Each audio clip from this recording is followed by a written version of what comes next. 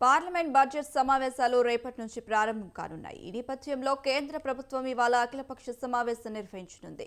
రక్షణ మంత్రి రాజ్నాథ్ సింగ్ నేతృత్వంలో ఉదయం 11:30 అఖిలపక్ష భేటీ జరగనుంది. పార్లమెంట్ బడ్జెట్ సమావేశాలలో ప్రవేశపెట్టే పలు బిల్లులు, ప్రభుత్వ బిజినెస్ పై అఖిలపక్షానికి కేంద్రం తరపున రాజ్నాథ్ సింగ్ వివరించనున్నారు.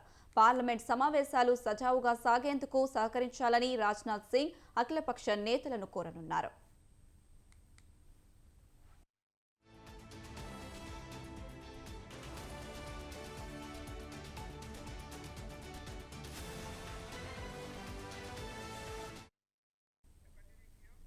కాగా ఈసారి 2 విడతల్లో పార్లమెంట్ బడ్జెట్ సమావేశాలు జరగనున్నాయి. మొదటి విడత సమావేశాలు ఈ నెల 31 నుంచి ఫిబ్రవరి 13 వరకు కొనసాగనున్నాయి.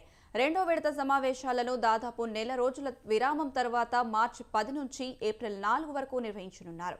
ఫిబ్రవరి 1న ఆర్థిక మంత్రి నిర్మలా సీతారామన్ 2025-26కు సంబంధించిన కేంద్ర వార్షిక బడ్జెట్ పార్లమెంట్లో ప్రవేశపెడతారు.